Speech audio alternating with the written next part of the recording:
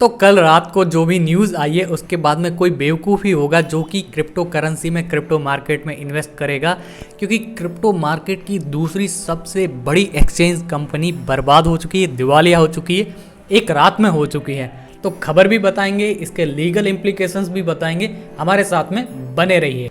FTX नाम सुना होगा, बाइनेंस दुनिया की सबसे बड़ी नंबर 1 क्रिप्टो करेंसी एक्सचेंज की कंपनी है और उसके बाद में दूसरे नंबर पे आती है यहाँ पे FTX। इसकी नेटवर्क लगभग थी $26 बिलियन, लगभग हो गई $26 बिलियन हो गए, ऑलमोस्ट 2 से 2.5 लाख करोड़ रुपए। इतना पैसा तो पाकिस्तान के फॉरेन करेंसी एक्सचेंज रिजर्व में भी नहीं है। जिन जिन लोगों ने इस कंपनी में अपना पैसा लगाया था क्रिप्टो के रूप में, वो सारे दिवालिया हो चुके, सड़क पे आ चुके हैं और अपने सर पे हाथ दे करके रो रहे हैं। सबसे पहले तो ये जान लीजिए, क्रिप्टो की दुनिया की सबसे बड़ी कंपनी है बाइनेंस और दूसरी है FTX। अभी हाल ही में FTX ने अपना खुद का एक कॉइन निकाला था जिसको ये लोग FTT के नाम से जानते थे, और FTT के साथ में ये था कि चलिए भाई साहब, हम आपको 100 रुपये का FTT बेचते हैं, आगे चल के हो सकता है इसकी वैल्यू 150, 200, 250 रुपये होगी, तो आपका ऊपर का प्रॉफिट है। तो लोगों ने 5 लाख, 10 लाख, 20 लाख तक के FTT खरीदे, अपने पास में रखे, जिंदगी की पूंजी लगा दी और आज की डेट में इनकी वैल्यू 0 हो चुकी है। अब ऐसा हुआ क्यों? दरअसल बाइनेंस और FTX दोनों के बीच में एक डील हो रही थी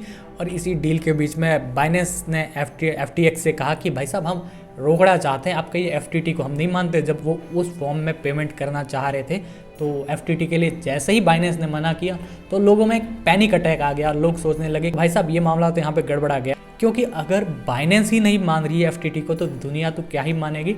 और FTT की वैल्यू तुरंत ही 0 हो गई। लोगों के जो 10-10 लाख के FTT थे वो 10 रुपए में नहीं बिक रहे थे। इस तरीके से पूरी कंपनी खत्म, कंपनी का पैसा खत्म, ब्रांड वैल्यू खत्म, सारा का सारी इन्वेस्टमेंट 0 हो गई, सब कुछ स्वाहा हो गया। तो ये था पूरी घटना का एक शॉर्ट इंट्रो। आप इसकी टेक्निकलिटी समझने के लिए कोई भी बड़ी वेबसाइट का इंग्लिश आर्टिकल पढ़ सकते हैं, वह ठीक तरीके से आपको समझा देंगे। तो हम आते हैं इसके दूसरे पार्ट पर। अगर कोई भी कंपनी इतनी बड़ी है $26 बिलियन की, वो रातों रात साफ हो सकती है, क्या दूसरी कंपनियां नहीं होगी जो आपको भारत में बिटकॉइन वगैरह बेच रही है? क्या वो खत्म नहीं होगी? बिल्कुल होगी, क्योंकि हम यहाँ पे बहुत बड़े नंबर्स पे नहीं जाएंगे, हम एक बेसिक चीज़ पे बात करेंगे कि ये कितनी ही घटिया और फर्जी इन्वेस्टमेंट होती है जो क्रिप्टो करेंसी में की जाती है। किसी भी करेंसी का बेसिक रूल क्या होता है? वो स्टेबल होती है। अगर आप कोई भी चीज़ आज 10 रुपए की खरीदते हैं तो हो सकता है वो कल को 11 रुपए की होगी, 12 रुपए की होगी।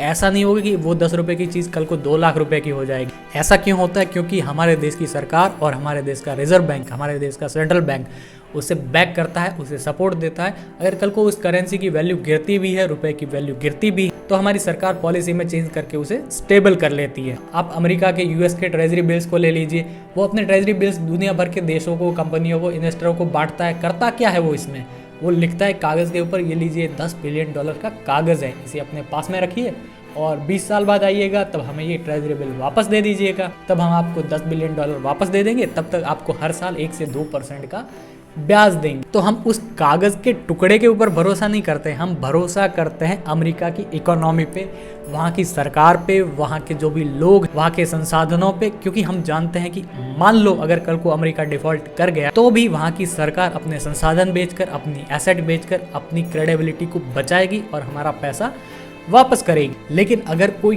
क्रिप्टो की कंपनी डूब जाती है, जैसे FTX डूब गई, तो वो आपका पैसा क्यों वापस करेगी? उसको अपनी क्रेडिबिलिटी की कोई घंटा नहीं पड़ी है भाई साहब, उसने तो आपसे अपना पैसा कमा लिया। तो सवाल यहाँ पे ये नहीं है कि क्रिप्टो की मार्केट से कौन कितना बड़ा करोड़पति बन गया, सवाल ये है कि जिस नींव पे ये क्रिप्टो की मार्केट खड़ी है, क्या वो वाकई में इतनी फर्जी है? बिल्कुल है। तो अब कई लोग यहाँ पे ये भी कहते हैं कि कई हमारे पसंदीदा यूट्यूबर्स हैं जो हमें ये सलाह देते हैं कि ये लो क्रिप्टो की ऐप डाउनलोड कर लो, इससे आपका इन्वेस्टमेंट करना है, आपको बोनस भी दे रहे हैं, आपका पैसा डबल ट्रिपल हो जाएगा, आपको सोच समझ के इन्वेस्ट करना है। तो क्या उनकी बात भी नहीं माने? बिल्कुल नहीं माननी है। वो आपके चाचा, ताऊ, भतीजे या फिर आपके पापा नहीं लगे तो जो आपको सही सलाह दे देंगे, उनको उसकी ऐड के प्रमोशन के पैसे मिल रहे हैं और आप अंधे होकर के उनके पीछे इन्वेस्ट किए जा रहे हैं। मेरा तो ये मानना है, जो भी यूट्यूबर या इन्फ्लुएंसर अगर कोई भी इस तरीके की ऐप प्रमोट करता है जिससे कि आदमी कंगाल हो सकता है, उसको तुरंत अनफॉलो कर देना चाहिए। अब आप ये भी तो समझिए कि भारत और अमेरिका में कितना बड़ा फर्क है। भारत की आज की डेट में GDP पर कैपिटा कितनी है? सिर्फ $2000। अमेरिका की कितनी है? 50 से 70 हज़ार डॉलर तक है। तो अगर भारत अपने $2000 गंवा देता है, भारत का नागरिक, तो उसके पास बचा क्या? $0। अमेरिका का नागरिक अगर $10,000 भी गंवा देता 70,000 में से, तो भी उसके पास में कितना बच गया, उसके पास में बच गया $60,000। तो ऐसे इन्वेस्टमेंट करिए जो कि इन्फोर्सिएबल बाय लॉ हो।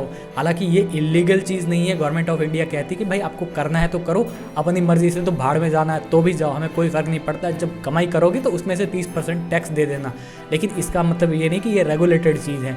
अब मान लो कल को किसी सुनील के साथ में किसी जेम्स ने अमेरिका में बैठे हुए फ्रॉड कर दिया, तो आपके लिए कोई जयशंकर साहब आकर के ट्वीट नहीं करेंगे कि भाई साहब हमारे सुनील धारावी में रहता है, उसका फ्रॉड हो गया, पैसा भिजवा दो ज़रा। तो ऐसा कुछ घंटा नहीं होने वाला। अगर आप वीडियो के अंत तक आ गए हैं तो माई सेल्फ होमेश्वर सोलंकी, मैंने जर्नलिज्म किया है 6 साल तक लीगल और पॉलिटिकल फील्ड में। इसके बाद में मैंने लॉ ग्रेजुएट भी हूँ। अगर आपको हमारे कंटेंट पसंद आ रहा है तो हमें प्लीज़ लाइक कीजिए, शेयर कीजिए, सब्सक्राइब कीजिए, क्योंकि इस तरह के कंटेंट को बड़ी मुश्किल से रीच मिलती है। अगर आपका एक शेयर, आपका एक सब्सक्राइब हमें बहुत मदद करता है।